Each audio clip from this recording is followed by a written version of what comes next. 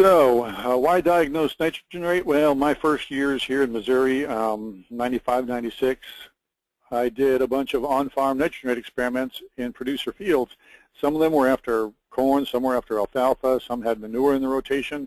But in order to simplify things, I took all those out and just made it corn after soybean with no manure to make it more uniform in terms of management history, and nitrogen sources from the soil, and say, okay, how much nitrogen do we need in this situation? And what I found was that the most profitable rates, 109, 114, 175, 0, 90, 190, 244, 63, 119, 300, 0, you get the idea that it was all over the board, and that really influenced how I see the world of managing nitrogen.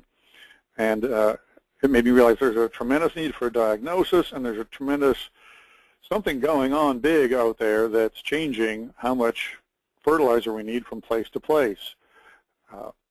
After we did these experiments where those were all maybe an acre, 2 acres within a production field, then we started saying, well,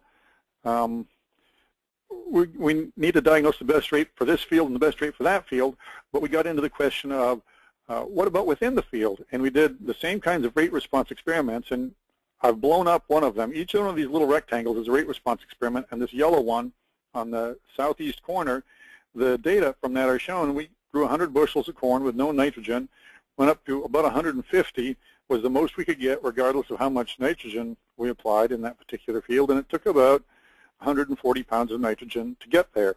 That's color-coded as yellow for anything from 120 to 160. Producer used 150 pounds as his normal rate in this field, and anywhere it's yellow, he was doing a pretty good job. But what we found was all the pink areas were areas that needed more, 160 to 200, so he might have been 30, 40 pounds short in those areas. The red areas needed 200 to 250, so he might have been 70, 80 pounds short in those areas. The green areas needed 80 to 120, so he was probably 50 pounds over, and the blue areas needed anywhere between 0 and 80, and he's probably at least 100 pounds over in those areas. So we did 8 fields like this, and 7 of them were as variable as the one I've showed you here. So this is another thing that's colored my view of what's going on with nitrogen.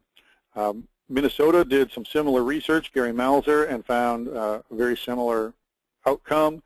John Schmidt has done similar work in both Kansas and Pennsylvania and found similar results, that the amount of needed varies widely from place to place within a field. Larry Bundy did some nice work at Wisconsin where he found not much variability. So I wouldn't say we've got much work on this yet or the final answer, but what we have really suggests that the best nitrogen rate varies all across the field. And I'm not going to really show you the evidence or the data, but what's going on here, in my opinion, is that the amount that the soil is supplying is highly variable from place to place within a field, from field to field, and from year to year for the same field.